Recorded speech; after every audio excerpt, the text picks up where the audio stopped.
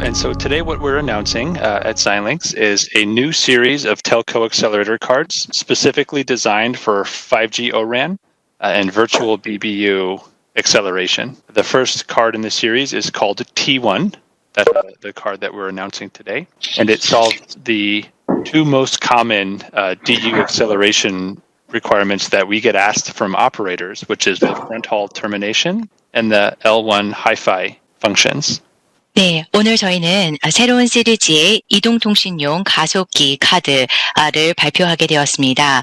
5G Open RAN 그리고 이 가상화 BBU를 위한 새로운 카드로서 그 이름은 T1입니다. 그래서 이 T1 카드의 경우에는 가장 흔한 이 ODU 가속화와 관련된 그 문제 두 가지를 해결을 해주는데요. 그러니까 이 부분을 해결해 주는데 frontal 그리고 L1 hi-fi 문제를 해결을 해주고 있습니다. Right. So if we look at where this card lives in the radio access network, it lives between the towers and the CU and the centralized unit and the core routers. So from a Xilinx perspective, we make a lot of investments in the radio. So we've done a lot of integration of radio components, vector math engines for beamforming, and all of the things that go up into the radio unit above the 7.2 split. 네, 이 카드가 소재인 위치를 보시면은 이 무선 액세스 네트워크 랜에 있습니다. 그래서 랜 타워, CU, 그리고 코어 라우터 사이에 있는데요. 자일링스 같은 경우에는 이 무선 쪽에 상당히 많은 투자를 하고 있습니다. 그래서 이 무선 쪽과의 통합을 위해서 많은 노력을 하고 있어서요. 2.7.2 스플리트 상단에 있는 부분들, 셀 사이트나 에지 클라우드 쪽에서의 어떤 통합 노력을 많이 하고 있습니다. And so with this card, we're expanding our Open RAN product portfolio into the distributed unit in the edge cloud. 그래서 오랜 쪽, 이 카드를 통해서 오랜 쪽 제품을 확대를 하면서 이 엣지 클라우드 쪽으로 더 확대를 하고 있습니다. So just a quick sync on what is the virtualization of 5G. So this is a trend that we've been seeing recently from our customers, as well as directly from operators have been approaching Xilinx about virtualizing 5G and what we're doing in Open RAN. And there's two reasons the operators are approaching chip makers like Xilinx for this. The first is called vendor lock. And vendor lock really just refers to the sort of monopoly that the big tier one OEMs have on the 4G gear that's out there today. 네, 저희가 이 5G 쪽의 가상화가 빠르게 진행되고 있는 모습을 보고 있는데요. 이제 최근에 이런 5G의 가상화가 고객사 쪽, 그 다음에 이동통신사 쪽에서 볼 수 있는 트렌드라고 할 수 있는데요. 이 5G O-RAN에 대한 그래서 가상화 수요가 늘어나고 있는데, 심지어 이제 이동통신사 쪽에서도 저희 칩 메이커들에게 이 가상화와 관련해가지고, 요구를, 그러니까 이렇게 저희들에게 다가오고 있습니다. 이제 그 이유는 벤더 로크 문제가 있기 때문에, 즉 벤더 종속성에 문제가 있다는 것이죠. 4G 같은 경우에는 티어 1 OEM들에 의한 어떤 독점적인 부분들, 그래서 벤더 종속성이 존재해 왔습니다.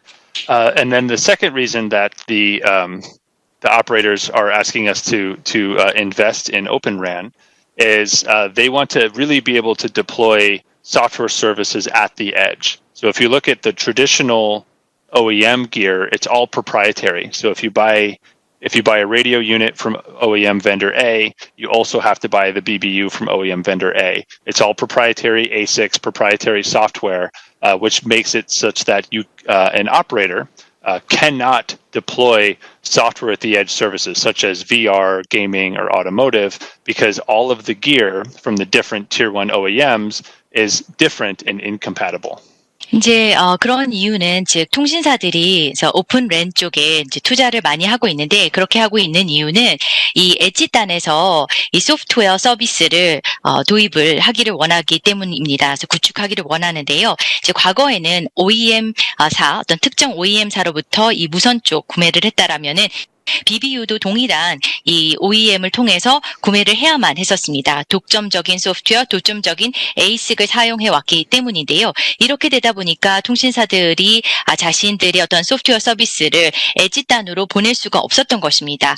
VR이라든가 게이밍 등과 같은 소프트웨어 서비스를 엣지 단으로 보낼 수가 없는데 그 이유는 독점적인 기여를 OEM들이 제공했기 때문이었죠. And so with the move to Open RAN, what you're really doing is you're taking the RAN, the BBU function, and you're putting it into a standardized server. So a standardized server is very much like what you would see with Open Compute 10 years ago. It's typically Xeon, can be ARM, and then the chips that would normally do the 5G processing are now still doing the 5G processing, except they're doing it in PCI Express cards, which allows for software that can be containerized through Kubernetes or one of those standards and deployed at the edge or all the way to the core, and the user experience is the same.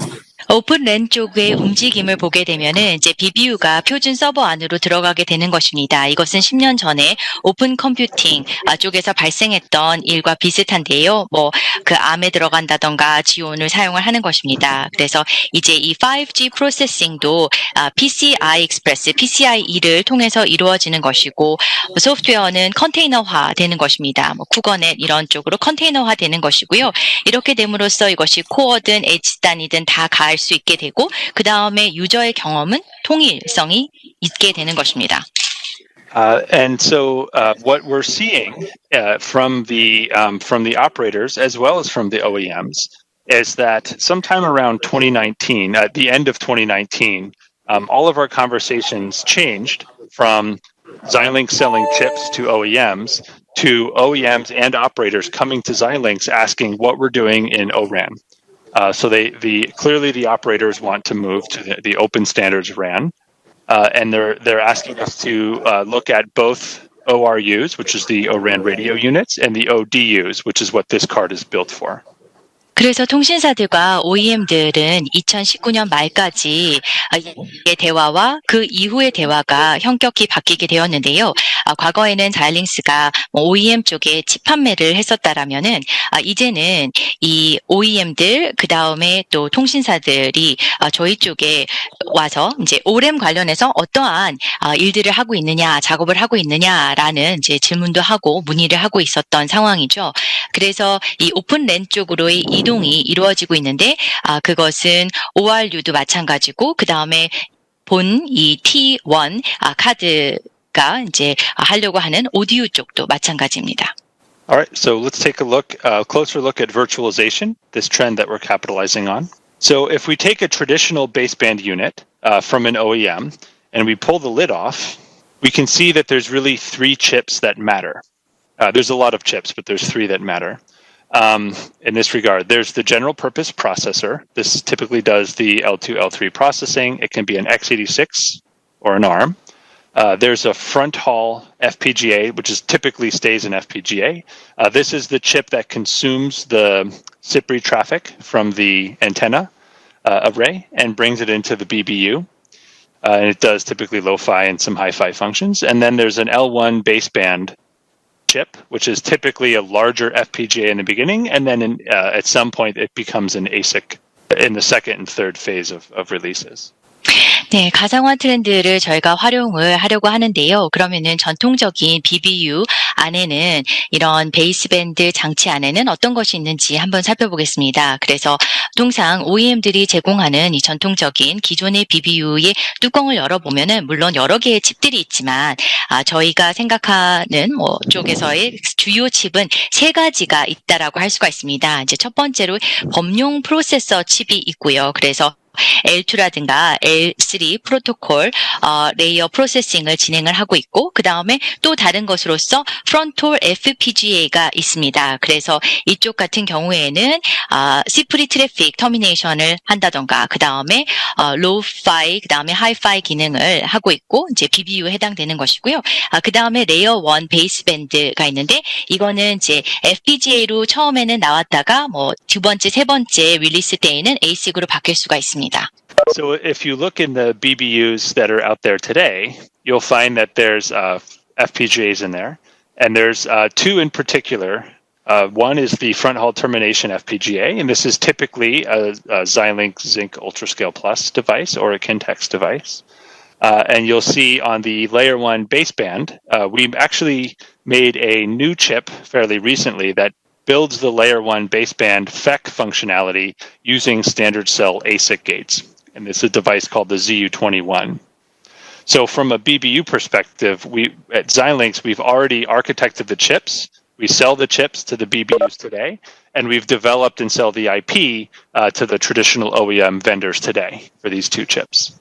오늘날의 BBU를 보게 되면은 이제 FPGA가 이제 들어가고 첫 번째가 이제 징크 울트라 스케일 플러스를 주로 사용을 하는 이 프론톨 쪽, 또 여기에 뭐 킨텍스도 사용될 수 있는데요. 그래서 프론톨 FPGA 쪽이 있습니다. 그 다음에 레이어 1 베이스밴드 칩이 있는데 이쪽 부분에서는 저희가 새로운 칩을 하나 내놓았었고요. 그 다음에 그래서 한마디로 저희가 이미 칩 같은 경우에는 이 BBU용으로 만들어놨고 그 다음에 IP도 개발을 해서 OEM 쪽에 제공을 하고 있는 상황입니다. So what we're doing with this card is we take those same two chips with the same IP that's already been developed for the OEMs, except we deploy it on a standard PCI Express card. So it's a full height, half length, 75 watt card that's designed to be NEBS compliant, so it can survive all of the thermal and mechanical stresses of being potentially deployed on a pole or on a tower. And then you can see that from a chip perspective, the front haul termination is being done on the same ZU Plus that it's being done on today in a traditional OEM gear. And then the L1 look aside is taking advantage of the newer devices that we've made that actually have the L1 FEX hardened and standard ASIC gates. 네, 그래서 이 카드 안으로 저희가 이미 개발을 해놨던 칩 2개가 들어가는 것이죠. 그리고 OEM들을 위해서 개발을 했던 IP도 동일하게 이제 적용이 되는 것인데 다만 이것이 표준화되어 있는 쪽에 들어가게 된다라는 것이고요. 그래서 full length, half height의 75W이고 그 다음에 어떤 열이라든가 기계적 스트레스 이것이 위치하게 될 타워라든가 폴 쪽에서 발생할 수 있는 기계적인 그 다음에 열과 관련된 이런 스트레스를 견딜 수 있도록 그런 모든 규격을 맞추고 있습니다. 그래서 이 안에 징크 울트라 스케일 플러스 칩도 들어가게 되고 이 프론털 터미네이션을 위해서 그 다음에 L1 루커 사이드 가속화를 위해서는 이제 좀 더 새로운 칩이 들어가게 되는 것이고요. 그래서 L1, PEX 이런 것들이 가능하도록 FEC가 가능하도록 한 것들이 사용이 되고 있습니다. So if now we look at the ORAN virtual BBU, which is assembled in a commodity server, so this would typically be Dell, Supermicro, HPE, something like that, Lenovo, Quanta, etc. It's really the same three chips. Right, you still have a general purpose processor. It's typically a Xeon, can also be an ARM. And then the front haul termination and the L1 offload chips are still present, except they're deployed as PCI Express cards instead of traditional chip down like they would at an OEM. 네, 그래서 이 오랜 가상화 BBU를 보게 되면은 델, HP 등과 같은 표준 서버에 들어가게 됩니다. 그리고 여기에는 기존과 같이 범용의 프로세서가 들어가고 GN이라든가 ARM이 사용이 될 수가 있고요. 그 다음에 L1 오프로드, 그 다음에 프론털 들어가는데 다만 이것이 PCI 카드, PCI 익스프레스 카드로 들어가게 되는 것입니다. And then, of course, you put it all together, and now you have a box that does functionally the same thing as the OEM BBU, except now it's built on a standard server, which allows for containerized edge software services to be deployed universally across the network. 이런 기능들이 박스 안에 들어가게 되고 이것은 OEM들이 그간에 제공했던 BBU와 동일한 어떤 기능들이 이 표준 서버를 통해서 제공이 될 수가 있는 것입니다. 이렇게 함으로써 네트워크 전반에 걸쳐서 에지 소프트웨어 서비스가 제공이 될 수가 있는 것입니다. Okay, thank you. So now we'll do a deeper dive into T1, some of the bits and bytes of how the card functions and what the card accelerates. 그러면은 T1 좀 더 심층적으로 보도록 하겠습니다. 그래서 T1 카드가 어떤 것들을 가속화하고 있는지 어떤 기능이 있는지 살펴보겠습니다. So on the left side of the slide, you can see that this is a traditional ORAN stack. and all of the functions in the DU are the computational functions required to be a DU in the ORAN stack.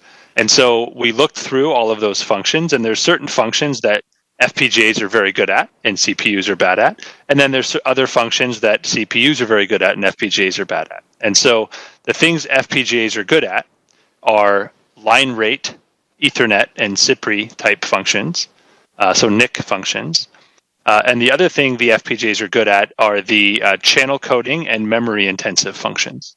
네, 좌측을 보시면 이제 기존에 오랜 스택 DU 기능들이 나와 있습니다. 그래서 여러 가지 기능들이 있는데 이들 기능 중에서 FPGA가 좀 더 효과적인 것이 있고 그 다음에 또 어떤 부분은 FPGA보다는 CPU가 좀 더 효과적인 경우들이 있습니다. 예를 들어서 FPGA 같은 경우에는 뭐 이더넷, CPRI 기능, 그 다음에 라인 쪽 기능을 좀 더 효과적으로 한다라면은 메모리, 채널 이런 쪽은 CPU가 좀 더 잘하고 있는 기능들입니다. So on the front haul, the front haul FPGA terminates the eCPRI packets. It does all of the PTP timestamping as well as the master-slave fallback. If a tower goes down or gets struck by lightning, for example, the master clock tower, the card will assume that function until a new master can be found. A lot of the requirements that telcos put on the OEM gear, the card has the ability to do that from a timing perspective. The card also deframes all of the CPRI and ORAN layers, which traditional NICs do not do.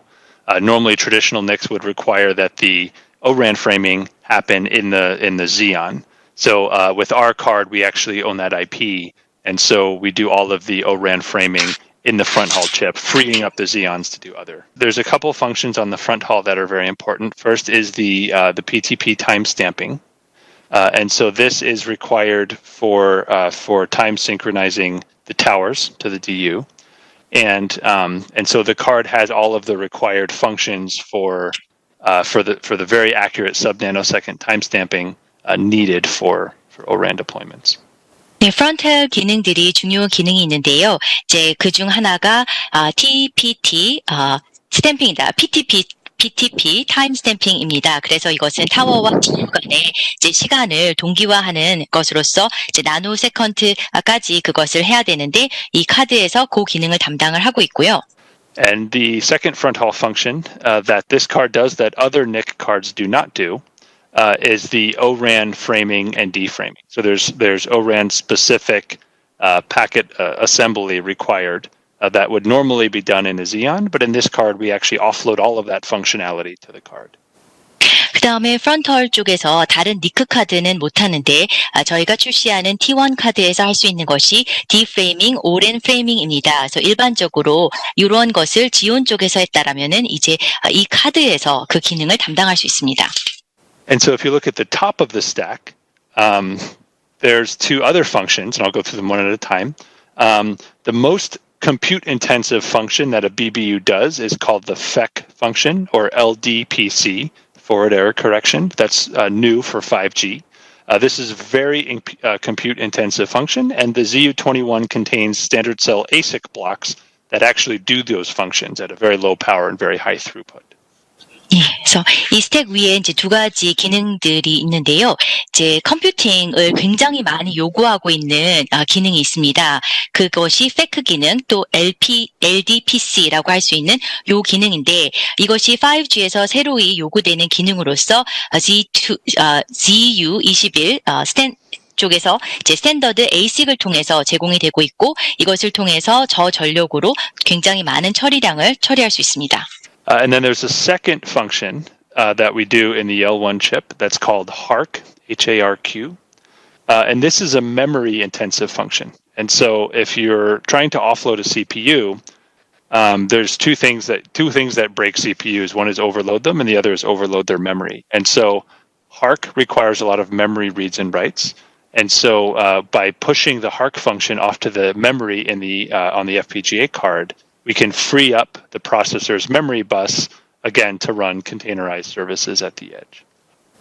다음으로는 L1 칩의 기능으로서 이제 하크 기능이 담당이 되는데요. 하크 같은 경우에는 굉장히 많은 메모리를 요구하는 기능입니다. 그래서 HARQ 기능으로서 이제 메모리를 굉장히 많이 요구하고 있는데 이제 CPU에서 이 부분을 오프로딩을 할 수 있는 것이죠. 그래서 CPU에 이제 과부하를 한다던가 아니면은 메모리 쪽을 너무 과하게 갔을 때에 CPU에 문제가 하는데 이 하크 같은 경우에는 메모리 쪽에 리드 앤 라이트를 많이 요구하고 있습니다. 그래서 이 하크 기능을 프로세서 쪽이 아니라 FPGA 쪽으로 옮기게 됨으로써 프로세서의 메모리 버스 쪽에서 요구되는 이러한 부분들을 조금 줄여줄 수가 있게 되는 것입니다. So with this card, we're actually a little bit late launching it in terms of publicly announcing it. We're actually already shipping this card. We've been shipping it through most of the summer. And so what's great about that is we have fully functioning designs already up and already integrated with FlexRAN. 이 카드를 저희가 발표를 하는 것이 조금 늦어졌습니다. 사실 여름부터 이미 이제 출고가 되었었는데요. 이제 제한적으로 이미 shipping이 되고 있습니다. 그래서 이것의 장점이 뭐냐 하면은 이제 이미 ship가 됐기 때문에 기능적인 디자인이라든가 FlexRAN과의 통합이 이루어졌다라는 것입니다.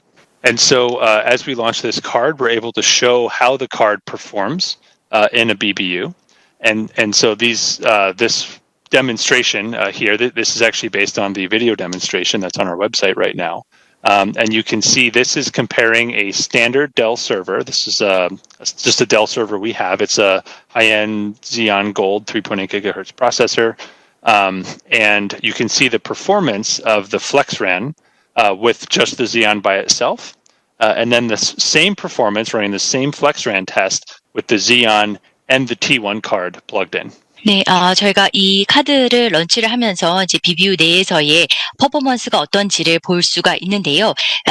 지금 보여드리는 이 슬라이드는 저희 웹사이트에 가보시면은 저희가 이미 데모를 영상을 올려놓은 것이 있습니다. 그래서 그것을 기반으로 해가지고 만들어진 슬라이드인데요. 그냥 표준적인 델의 서버가 있습니다. 그래서 싱글 트레드 지연 골드 인텔 R740과 그 다음에 여기에다가 T1 카드를 같이 했을 때의 어떤 차이점을 보여주고 있습니다. 동일한 FlexRAN 기능을 수행함에 있어서 어떤 차이가 있는지가 나와 있습니다. So with the numbers here, you can see that with the T1 card plugged in, the encoder throughput goes up by 42x, the decoder throughput goes up by 24x, and just as importantly, the latency is reduced by 3 to 4x.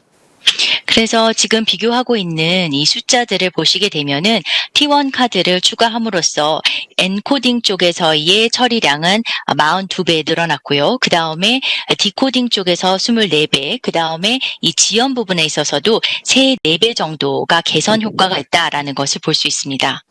Similarly, on the front haul, there are two deployment modes that we're standardizing on. One is two-sector, 4TR, the 100 megahertz OBW bandwidth, which is on the slide. So two-sector with redundancy. So this is where one of the optics cages is plugged in with direct access to the antennas. And then the other cage is a fallback redundant port for high reliability. If a port goes down, for example, the fallback port will take over. 그 다음에 프론털 쪽에서는 이제 두 개의 구축 모델을 가지고 저희가 비교를 하였습니다. 그래서 투 섹터를 사용한 것이 있고 그 다음에 4섹터 사용한 것이 있습니다. 그래서 이 프론트 홀 쪽의 대역폭은 이제 보시면 숫자를 보시면 될 것 같고요. 그 다음에 투 섹터 같은 경우에는 여기에 리던던시를 제공했기 때문에 펄백이 발생했을 때 다른 쪽 포트를 사용할 수 있도록 한 것입니다. 투 섹터의 경우에는요. And then there's a second mode that we also support, which is literally just all of the sectors plugged in, so no redundancy, where all 50 gigabit of front haul bandwidth is directly connected or daisy chained to radio sectors. 그래서 이제 두 가지 모델을 해봤고, 그다음에 두 번째 모델은 이 4개의 섹터, 즉 모두 이제 섹터와 연결이 되어서 50 기가헤르츠 다 쓸 수 있는 기가비츠를 다 쓸 수 있는 것입니다. 그래서 모두 다 이제 이 무선 쪽이랑 스테이션들과 연결이 되어 있는 상태죠. And another thing that that's different in what we're doing this with this card than we normally do is we're actually making this card available with fully functioning reference designs pre-programmed. So, so one of the challenges, actually, maybe we can. 이 카드와의 다른 점은 이제 저희가 레퍼런스 디자인을 사전에 프로그래밍 해가지고 적용해서 제공한다라는 점입니다. So one of the challenges that operators have with ORAN is they've gone from having one vendor, one or two vendors, the OEMs, to potentially many vendors that make their hardware and software. And so orchestrating all of those different parties can be a challenge. And so what Xilinx has done with this card is we tried to simplify the orchestration of multi-vendor by putting it all under the Xilinx umbrella.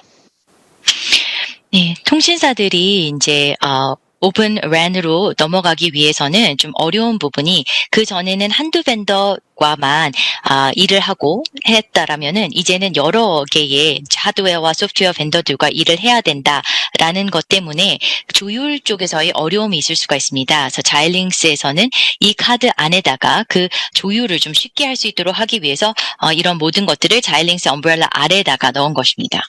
So on the engineering side, we've with partners have built up the reference designs. They come with FPGAs pre-programmed. They come with industry standard drivers, DPDK and BBDev.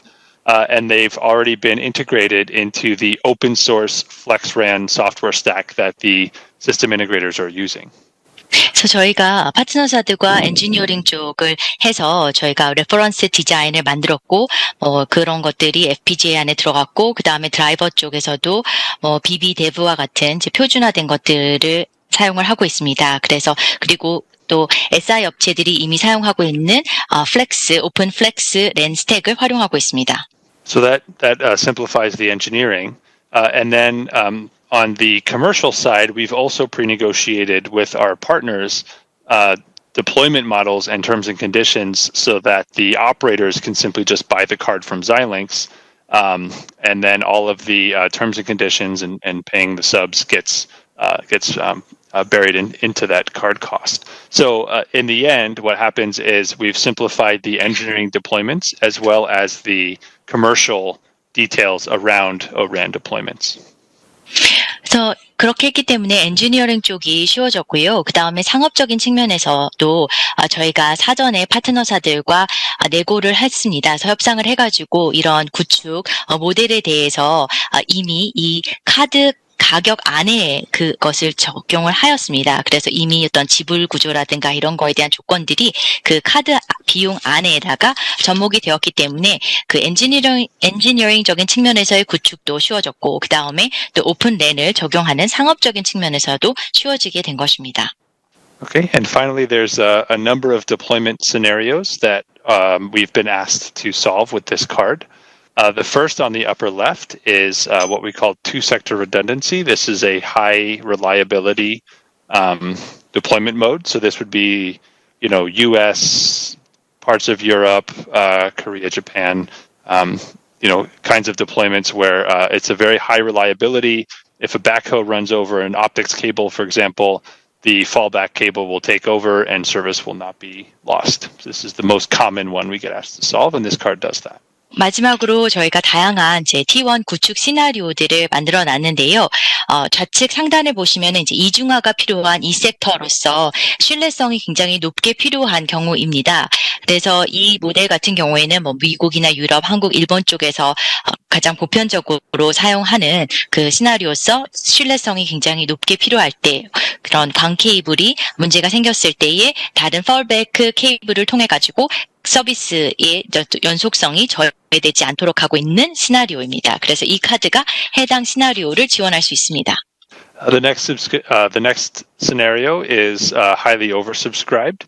So this is where you have many towers aggregated in a front haul gateway, and then all of the front haul ports are just basically cramming as much data into the server as possible. That's okay. We support that too. 그래서 지금 또 오른쪽에 나와 있는 것은 프론톨 쪽에서의 굉장히 가입자가 너무나 많아가지고 타워가 앞쪽에 굉장히 많고 그래서 데이터가 이런 쪽으로 굉장히 많이 들어오게 되는 것인데 이 부분에 대해서도 처리가 되고 있습니다. We also have a less common mode called four sector direct, which is a non-oversubscribed but direct connections from all of the Ethernet ports on the T1 card to a bunch of towers. 그다음에 좀 덜 흔한 모델로서 이제 4섹터 다이렉트로서 이제 직접 연결되는 것입니다. 그래서 무선 장치와 직접 이 4섹터가 연결이 되어 있는 것이고요. 에더넷 카드와 이제 타워들이 직접 연결이 되는 것입니다. And the point of all of this is with the T1, because the T1 has exactly 50 gigabit of front haul bandwidth and exactly 50 gigabit of L1 bandwidth, it makes it highly scalable. So the more towers you want to connect to, the more T1s you stick in the server.